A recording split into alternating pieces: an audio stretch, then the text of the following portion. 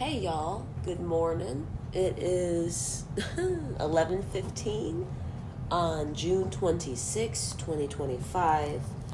And yesterday was my first day in probably 9 months. And me give and take, there was a couple days in there that I have been sober.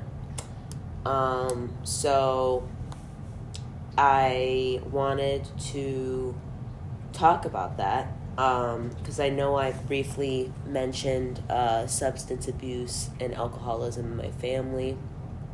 And I always knew I had a problem, especially when it came to alcohol.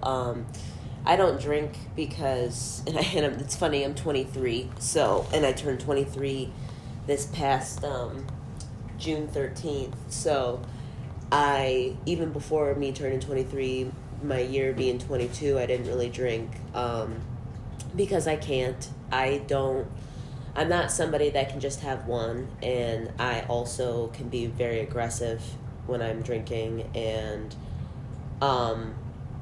the bummer is, though, and this might be a really good talk for me to just have out loud, and also if anybody's struggling out there, people, I always end up pulling it back to like being neurodivergent and having ADHD, possibly being on the spectrum, whatever the fuck. And when you have ADHD, your brain is lacking dopamine. I don't have the amount of dopamine in my brain and or the way that it should be flowing. I'm not going to get technical because I'm not a doctor, but the bottom line is I don't have the right amount of dopamine. So substances, and that are, oh my God, it makes so much sense, and then to other people it doesn't. It's just so crazy to me. Substances are giving you dopamine. So something that me and someone close to me really talk about is how drinking almost feels like Adderall for us. Like I have my whole poetry book, and I wrote that most of the time sober, like in the next morning after smoking or something like that. But a lot of my rageful poems, which I love, are from me drinking, especially the ones about my father. So it really almost gives us fuel because our brains work differently, and the same thing is with weed. And I think for a very long time, and I'm not against weed. I really am not. I love weed. I could go on and on. And I mean, look at the thumbnail of this podcast. It's like, I love weed. I could go on and on and on about it. But I don't think that I'm somebody that can do any type of recreational activity that involves being 21 plus because I have no self-control. And I think genuinely, actually, even in my childhood, I remember I was always a fat kid. I was addicted to eating food. When my mother wasn't home, we didn't have like the snacks that I'd want. I would literally put my finger in the sugar jar. Like I would eat peanut butter. I would eat dry cereal. I don't know. And I think that my home and food, there was definitely not a good relationship with that. And that was like my first, I think, start of addiction. And then I think it got worse when I got an iPhone, because that is just dopamine chasing. You're scrolling. And it's giving you little dopamine hits because you're entertained. So I think that has a lot to do with addiction. I also believe, and everybody knows this, that trauma has a lot to do with it. And I think because I wasn't drinking, I felt like, I'm California sober, whatever, I'm just going to smoke weed, I'm not like my mom. And to a certain extent, I still agree with that, and it's still true. And I think if I was the type of person that could maybe smoke a joint every other day or something like that, still a user of cannabis, but not somebody who's using it every day, I can't do that. It doesn't work. And I guess yesterday I had to sit down with myself because, I'll make myself feel guilty for smoking. I have asthma. I know I shouldn't be doing it. And there's also just a part of you that knows, and I think I now have to accept the fact that I'm an addict, and if I were to start drinking again, I would be an alcoholic. So sitting down with myself and really talking about that with Kyle, with just me, and researching, genuine research, not like just watching TikToks and shit like that. I don't even have TikTok.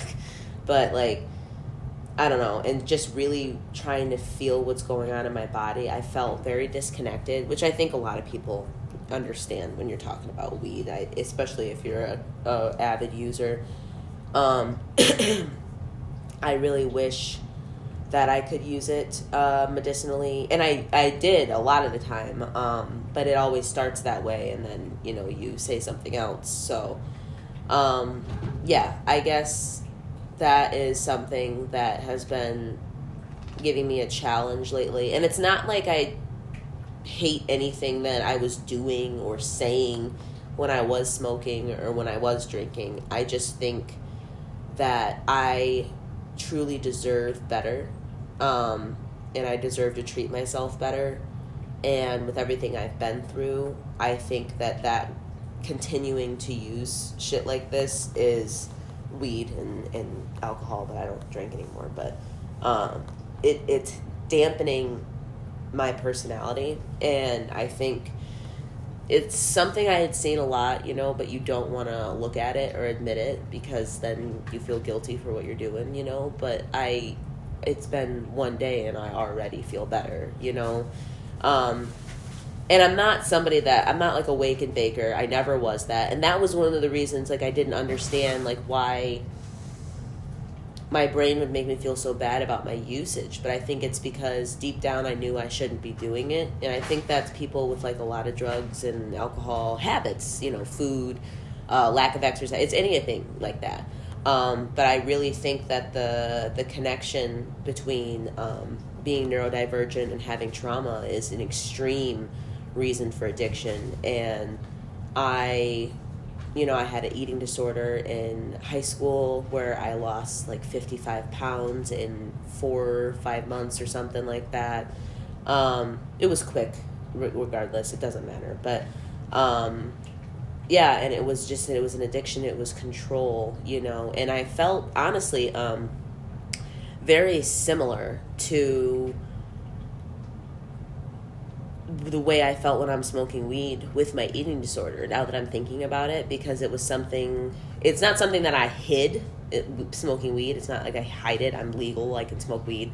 And it's, at this point, it's so normal. And actually, I want to talk about that too. Let's see if I can remember. But yeah, I feel the same way with my eating disorder, because it's a level of control, it's addiction, it's doing something that is harming you, but not stopping. And I think that in itself, having trauma, having a narcissistic parent, that is what happens. And it's so fucked up. Like, and of course I'm angry, I wish that my family wasn't filled with alcoholics and minor drug addicts, because I wish I could enjoy things recreationally. I wish I did understand the boundaries. And maybe, when I'm like 35 and I'm different, maybe I can have 1 glass of wine or something, but like, as of now, I don't think that's going to happen. And I think that if I live my life the way that I truly want to, I won't even really want those things anyway. What I wanted to talk about, shit. What was I saying? Damn. It'll come back to me. I remember. I have been thinking for a minute now, as I have grown through my childhood, through some part of my adolescence, and now I'm pretty much an adult, I am, and it just never feels like it. I talk to like 35-year-olds, and they're like, nah, I still feel like my 15-year-old self. I just got all this extra bullshit, So, whatever. I've watched cannabis be legalized. And that's something that for generations was not a thing. It was not a thing. It was taboo. It's illegal. People are going to jail for it. I don't agree with any of that. But that's my kitten going wild, so please don't mind him. I'm going to let him play, though, because he needs to get that energy out. Big man's coming for him, too. See, I do need to maybe get a camera going and shit in here. And I think, not to get off of my topic, I think not smoking, it's like, they talk about motivation and shit like that, and it's true. But I'm still motivated to do the things that I like to do, regardless of if I'm smoking or not. I just want everything I'm doing to be better. And I think that is something that a lot of people I look up to in music and in art, they do, and they end up stop smoking. They stop smoking whenever, especially around ages like me or in the beginning of their career, because they find something that they know they don't want to fuck up, you know. And for some people that's even like kids and shit like that. And that's a whole different fucking topic. But if it works and you stay sober because you wanted to for your kid, then go ahead, you know, and you found a new love, whatever. But it's something I want to do because I do want this podcast to be influential, and not in the sense that I want to be an influencer. I have no interest. I'm more so, and I guess I never talk about this, but, you know, with my book and what I talk about on here, I'm not looking for a ginormous following. It's not that I would hate that, but I'm really not looking for that. I'm more so looking for like cult classic type vibe. You know what I mean? With a community of people that genuinely like me and what I put out, and I can also connect with them on a really deep level. So, you know, I digress. Anyway, as I've watched weed become legalized, I, you know, have grown, like, nobody has ever had that. Nobody. And then I find it, and I guess now we can get into maybe some conspiracy theories, but I find that very interesting. I know in my older episodes when I lived in Florida, they were very chaotic. But I also talked about media a lot, and how media is so influential over these absorbent brains of minors and children. And I'm looking at that. I'm looking at the introduction of TikTok, the pandemic, the BLM movement, where in DC there's literally pallets of bricks for people to throw. And I'm looking at the legalization of marijuana. And all I can think is that someone's trying to get us to be weak and controlled and home. So, I don't know. And these are my theories. So I'm just going to talk very freely because I prefaced it with my theories. Dude, my cat's so fucking cute. He has this octopus. He picked it up in his mouth and he just jumped so high. He's so adorable, man. Anyway, I really do think that something or somebody is trying to weaken our population. I think that's been something that's been happening for decades, genuinely. I feel like the whole time that the United States has been a country that it's just proceeded to decline. And I think that a part of that has to do with just humanity and people and choices, you know. But, dude, he's been like this for an hour, too. Like, he just doesn't even fucking calm down. But now I don't remember what I was saying. Yeah, I think I was talking about, like, humanity, and people are going to destroy things that are beautiful. I mean, I've also talked about that with Kyle, because I look at all these ancient, historical countries, and it's not that we don't have, like, monuments and beautiful things to look at here, but everything is so much older everywhere else, and everything's way more taken care of, including their people, including just everything. The food isn't poisoned. Like, so what the fuck are we doing? What the fuck? Why are we, like, we are the country with the highest fathers not present in the home. We have the most toxic food, where people come here, eat our food, and they're sick. Or we, as citizens, leave, go eat in a different country, and we are fine, and our health problems go away. So it's like, I hate the fact that we're all just sitting here eating it. It's like we know the government fucking hates us. They're poisoning us via cell phones, our food, our fucking water supply. I think it was Ohio, like 2-3 years ago? I could be incorrect. There was a train derail, and it had chemicals on it, and they hardly even cleaned up the fucking water, but they kept it all hidden. Oliver Anthony, I highly recommend you listen to his songs, especially Rich Men North of Richmond, sorry. Because he even brought up with the North Carolina hurricane, I believe, there were so many fucking people missing. And the government was saying, oh, it's going to take a couple days to get it. It's like, no, because when it comes to human lives that you're supposed to be protecting, there is no, well, we need to get this passed through, make sure that this is, no. Go out there and save your fucking people.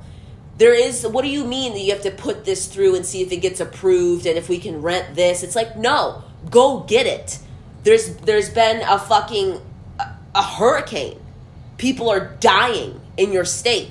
Go help them now. Like the lack of humanity in these politicians and in extremely wealthy people, in anybody. It could be poor people too. It doesn't matter. But the lack of humanity is what is going to fucking ruin this country. Then there's the division between liberal and Republican, and the Kamala and Biden and Trump and all this shit. Everything's such a fucking mess. Nobody can afford everything. Fuck the boomers. Don't get me wrong. I'm going to say that there's 11 to 20 that I like. Everyone else, dude, I don't want to hear about how cheap your fucking house was when you bought it and what it's worth now. I can't afford shit. So I don't want to fucking hear it. Boomers, bro, shut the fuck up. Shut the fuck up or give us some money. I don't want to hear it. I'm so over it, dude. Oh my God. Trying to give us life lessons. That's a whole other fucking podcast, and I think I'd like to have Kyle on for it. But, dude, give us life lessons. The world is nothing like it was when you were growing up. Nothing. Nothing is the same. Nothing. Toilet paper isn't even the same. It's different. Nothing. So shut up and just accept the fact that you don't know what's going on. And just support your family and don't be a narcissistic dick. That's all you need to do, the fucking boomer generation. Watch your grandkids, be happy, and be quiet. That's what I would like to hear. But no, this whole thing is just a fucking mess. And I know I got onto this talking about weed, but I notice it, and it's just everybody's starting to smoke. People who didn't smoke are smoking because it's legal. Well, I'll give it a try. It's like, nah, I don't want to be another statistic. You know what I mean? Like, not in the sense of, you know what? Yeah, in the sense that you could be a statistic. People run studies on this shit. I don't want that. I think that's been kind of like my MO my whole life subconsciously. It's like this sounds fucking so vain in a way, but like, I've been ahead of trends before. Like, before everybody started dressing like Stevie Nicks and being boho, I did that shit in 6th grade. Or I was just dressing weird as fuck. And not that other people aren't, but I was wearing like a Wonder Woman cape sophomore year. She had problems. But I've always been like that. And then now, like, alternative and boho and all this shit. Now they are capitalizing on everything, if that makes sense. In the sense that whatever, like, I've been dressing a certain way like this forever, but now everybody is, so everything's expensive. I heard that, I feel like this is somewhat similar, a lot of plus-size women can't find clothes because every one of these little skinny girls is getting oversized shit because it's a trend. And it's like, they actually need to wear those clothes. you know, and it's just bullshit. Like, it's so irritating. Like, I look at the thrift stores and it's like all these chicks with like Coach purses pulling up in Broncos. It's like, I was going to the thrift store when I was poor. You know what? When I was poor, excuse me, I am poor. I can't go buy expensive clothing. I always forget that. I think there's a thing that's in my head, and maybe in your guys' too, where like you get older, so you think you're not poor. But like, I don't know. Maybe that's just something that like I forget sometimes. It's like, no, I'm still fucking poor. I can't go out and buy what the fuck they want me to buy. They got shoes that are more expensive than everything in my bank account. What do you mean? They got shirts for what is in my bank account. They want $20 to $25 for a t-shirt or more. 30 or 40 for a cotton t-shirt. It's insane. It's crazy. It's absolutely insane. And so I'm going to the thrift store because, sure, maybe I want to see if I could grab an extra pair of shorts, or maybe I'm looking for something in specifics, or I'm just looking. That's where I go to look. I go there to look because I can't go look anywhere else. Sure, I can look with my eyeballs, but I can't buy. Shit, even Target. Target's fucking ridiculous half the time. So I'm not going to go. The one pair of jeans that I bought myself that were expensive were the Levi's that I wore when I went and saw Cat Williams. I bought those because I wanted to. I wanted to look good for the show. I've never been to a show before. So I wanted to go. I'd been to like a Miranda Sings thing and like little plays and stuff like that. But as I can recall, I haven't ever really been to a big show. So I wanted to look nice and I wanted to buy myself something. And it's good to have a really good pair of jeans like that. But I'm not going to go buy another pair. I can't go shop at Levi's. Like, I know a lot of these, I've met them, a lot of young girls who drain their whole bank account for a purse. So why the fuck did you do that? Well, it's cute. What do you mean? You don't have any money. Now we can't go do something, or, and this is nobody specific, but like, what do you mean? What do you mean? And then you tell me, oh, well, I gotta wait till my next paycheck because I just bought this. It's just like, well, why did you buy that? Like, people are not smart with their money. And then this generation, including myself, I mean, I think I'm definitely an anomaly, but everybody's stupid as fuck.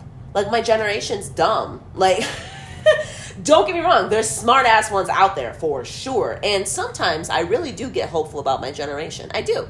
And that's exciting, and that's something that's been new for me, but it is exciting, and I definitely see a lot of benefits coming from my generation, so I will point that out there. But we're dumb as fuck. Nobody communicates. Nobody can look each other in the eye.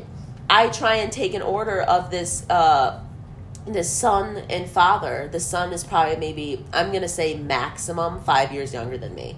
Max. And he can't even look me in the fucking eye and tell me that he wants chicken tenders. I'm going up to tables with kids, and certain kids are really great about it. Like, they are super talkative. They comment on, like, earrings and all that stuff, and super cool. And it's crazy to me, though, because I'm guessing millennials who are now raising, the next generation after Gen X, they're better about it than a 17-year-old dude who wants chicken fingers and barbecue sauce. It's like, you cannot make eye contact with me. And it's like, then I'm trying to give everybody the benefit of the doubt, right? And this sounds cocky. I'm like, well, maybe I'm pretty. And he feels nervous, and he's a young boy. Maybe there's that. That would make sense. Maybe he had a bad day. Maybe he's having a bad, anxious day. Maybe he's depressed. But I heard him, like, talking, with his father, and they were having a great conversation, laughing. But whenever I came to the table, he just looked fearful. It's like, I don't know, I'll raise my kids to have all the balls, bro. Like, I ain't fucking around. It's like, you're going to tell her what you want to eat because I need to go to the bathroom. You know what I mean? Or tell your father, something. Like, dude, it's crazy. It's crazy to watch this. So, I don't know. I notice all those things. I notice the weakening of society. The fact that, here's an example for you, and this shit made me livid, but also laugh my ass off. We're at Costco, and I know, dude, Costco, I'm gonna be such a fucking, like, SUV Costco mom. Like, I swear to God. I know the rules. It's a 2-line thing for self-checkout. and there's 3 self-checkouts on one side and 3 self-checkouts on the other, but it's 2 lines. I've been told that. I've asked 3 times at that same location, and I have been told that 1 other time after. And not to mention asking, and I've confirmed it's 2 line.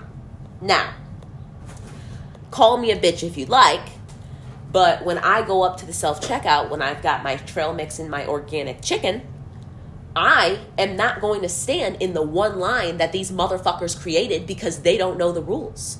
So I went up there. There was 1 other solo girl, and I had to support her. I had to support her because I needed her to know that she was not in the wrong. There was 1 woman up there, and there was a line. I'm going to say, if I'm thinking in yardsticks, I'm going to say this, it was 10 yards back of a line, right? On the right side. On the left side, this lone woman, she was there. She was ready to get to self-checkout number 1. And I'm like, I'm getting behind her. And these other people behind me in that line, they're like, oh, well, I guess there's no manners anymore. The chick that was with this guy had an attitude on her face and all this stuff. And I said out loud. I don't say it loudly, but I say things out loud to get people to hear me, but I'm not starting shit. That's my little trick. I go, yeah, well, it's 2 lines. It's been like that how long have we moved here, babe? Like I'm like, yeah, it's 2 lines. Like, and it's manners. It's like, no. This is probably my last topic of the day. I don't owe you shit. I don't need to tell you that this line is 2 lines. You know what I would have done in that circumstance? 100% guaranteed. I would have said, wait, is it 2 lines? Oh, man, I'm a fucking idiot. All right, I'm getting over here with you guys.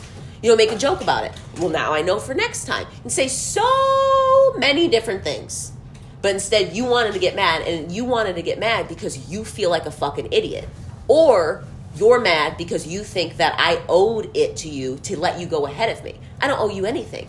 And this is how everyone, I believe, in some way, has gotten ultra sensitive, like crazy. Major ultra sensitive. You can't say anything. I mean, look at cancel culture. Look at everybody. If you say one thing that's wrong, one thing that might just not have been phrased right, whatever, you're done. And it's like, y'all are the biggest pussies I've ever met in my fucking life. First off, we don't need to get into my childhood, but that shit didn't happen. Bro, my mom was the same way about self-checkout. She cut people. She don't give a fuck. I grew up like that. And I'm not saying that it's necessarily correct. Dude, this fucking cat, bro, throwing this damn spring. So leaves me alone. No, it's like I don't owe you anything. I've grown up like this, and I'm not saying it's the right or wrong thing, but why don't any of you fight for yourselves? What the fuck do you mean? And then there's the people where I understand this, so I try to phrase my words and also keep my mouth shut when I don't understand other people's circumstances, right? But there's the people that get treated like shit from their family. And they don't do anything about it. They just say, well, it's family. It's like, yeah, but you're my age. Haven't you taken that pill where you're like, you don't have to be with these people? You don't have to listen to their bullshit and their narcissism and their abuse and their backhanded, passive-aggressive, manipulative comments? You know you don't have to listen to that, right? You can leave. And they're like, yeah, well, my mom, and she's been like, no, I don't fucking care. Your whole life is about to be wasted on that bitch. Because you're trying to make her happy. Nothing you will ever do makes her happy. And of course I'm projecting. But like, same thing goes for a father and son, a father and a daughter, a mother and a son. Regardless, grandparents, people cut off grandparents because it's not even necessarily political all the time. I really don't believe that. I think it's the expectations that older people have that aren't even withheld. They're not upheld in society anymore. So, I mean, it's like talking to a brick wall, you know? And those are the same people that don't get into the second line in Costco.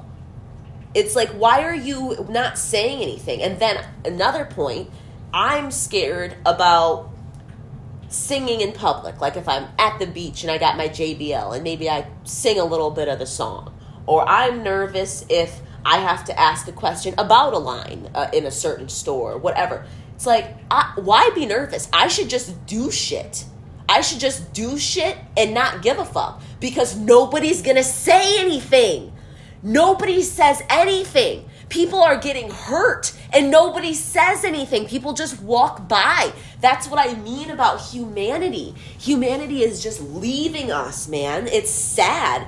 It's like people aren't people anymore. Like, I help people. Me and Kyle talked about this the other night. It's like we really do enjoy helping people. I do. I'll say that for me. I think Kyle does too, but he has a different take on things. But we both genuinely, I mean, he was in the Navy for 6 years. It's in his blood to help people. He's also a very kind human being, so am I. I like to help people. It makes me feel good. I really do. But when it comes to like lines, or when it comes to my life, I'm putting myself first. But I'm also not going to leave everybody behind. If I can help somebody along the way, well, then let me do that. But I'm also not going to sacrifice myself. Actually, I can't believe I remembered this. This goes into a different point. But this quote, I heard it for a minute, and then I wasn't quite sure if I agreed with it until Kyle had heard it too. And then I ended up having a discussion about it with somebody else. Brittany Broski is someone I'm sure you guys might be familiar with. She is a YouTuber and a influencer and internet personality. She is very upset with Hozier, who is that Irish long hair guy who makes music. Not that it's bad music. He's a genuine poet, and I do appreciate that.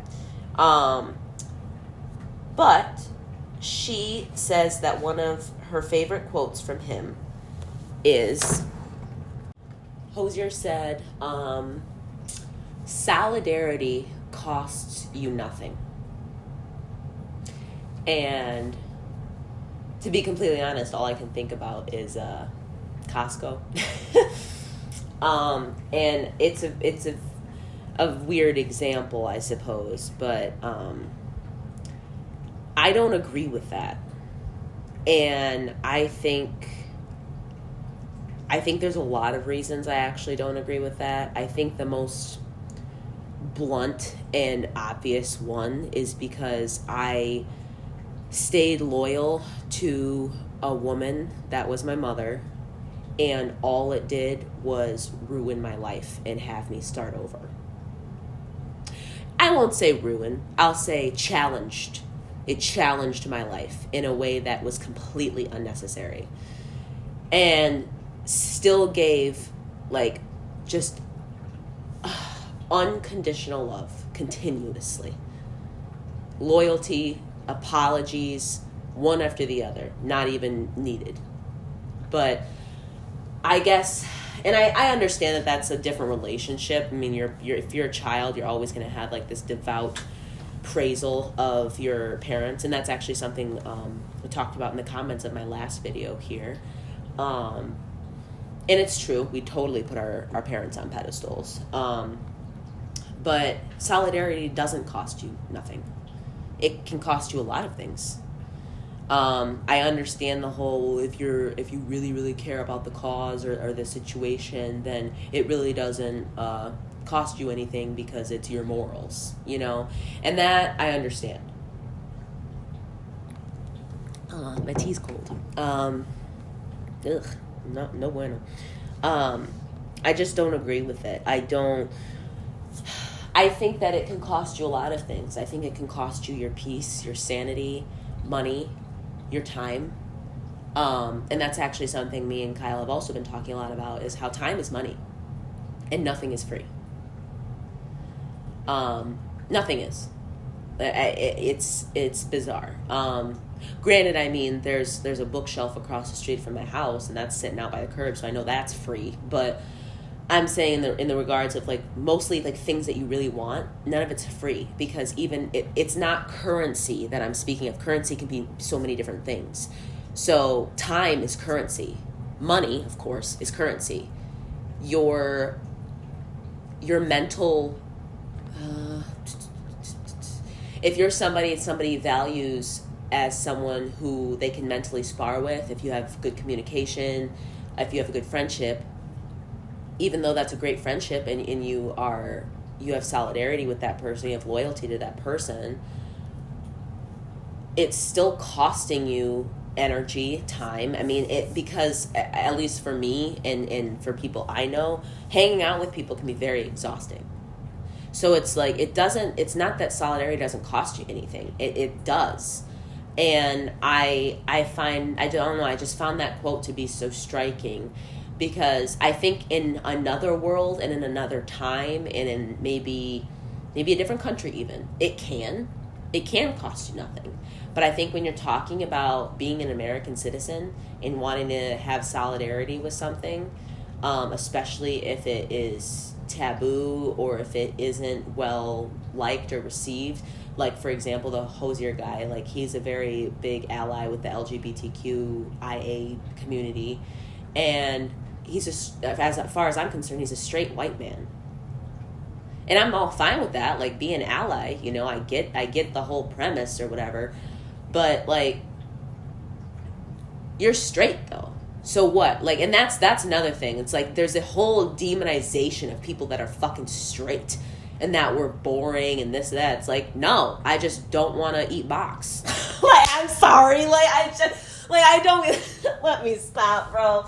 Dude, I am way too unfiltered. Oh my God. I gotta put something. I gotta stop. Like, but I don't. Like, I don't want to do that. And why is that not okay? Like, and especially like if I'm not the biggest fan of, you know, like I've talked about on here a million times, the people that are non-binary. I think the only person that really can be that is God. I really believe that. And it's like, I'm not a big fan. I don't hate you.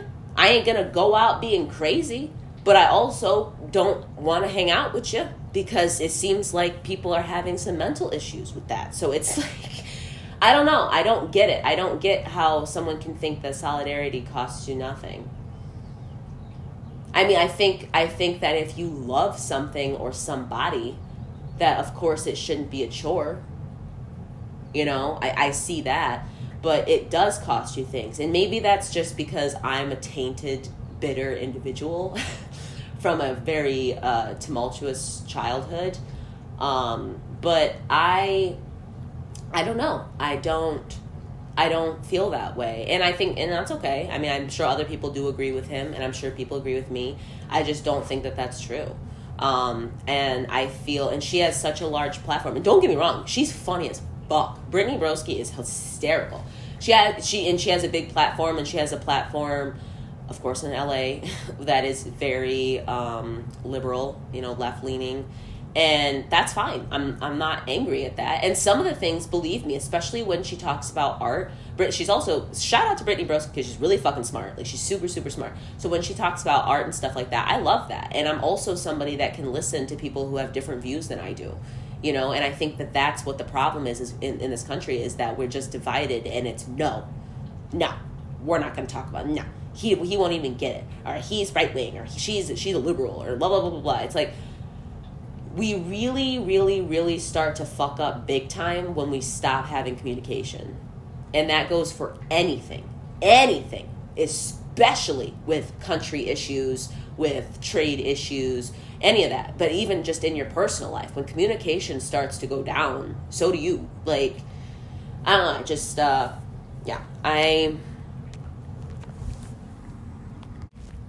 not having both sides coming together to talk is something that just, I don't know, it irks me so bad, because the divide is such a heavy feeling. Like, everybody feels that shit, and you know, things become taboo. Like, what we're allowed to talk about, what we're allowed to say, what we're allowed to do becomes taboo in a way that I really still don't understand, and then people don't end up talking about it, you know, or things get too deep and people don't want to talk about it. I was just this past weekend, I was at a little event for somebody, and I was talking to this gentleman, and we were just chit-chatting, asking questions and stuff like that.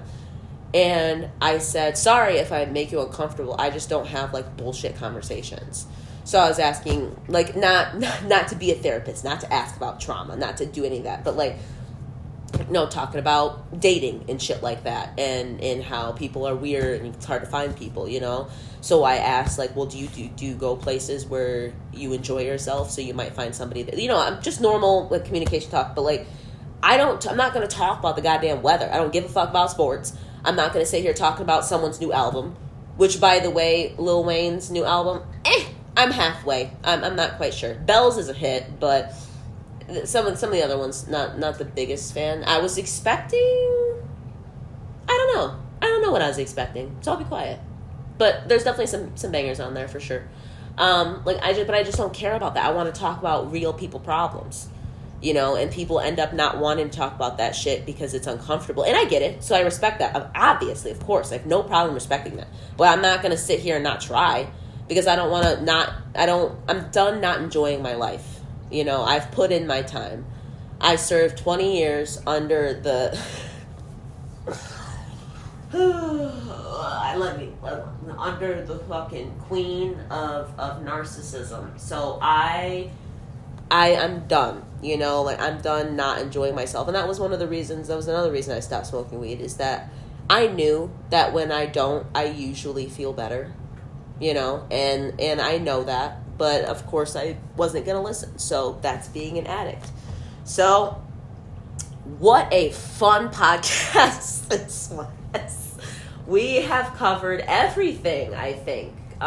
We talked about Hozier, Brittany Broski, fucking the world crumbling around, me being an addict and having to accept it. Dude, it's only gonna go up, so y'all better be excited for these podcasts, because I'm like fully zoned in, like ready to go. So keep your eye out, all right? But hopefully you guys have a wonderful day. Take care, get some sun, drink some water, have some turmeric. Everybody's inflamed. We eat horrible food. But if you're going to take your turmeric, put black pepper in it. That's the way you absorb it. Fun fact. And we got a fun fact for the day. All right, I'm out. Take care.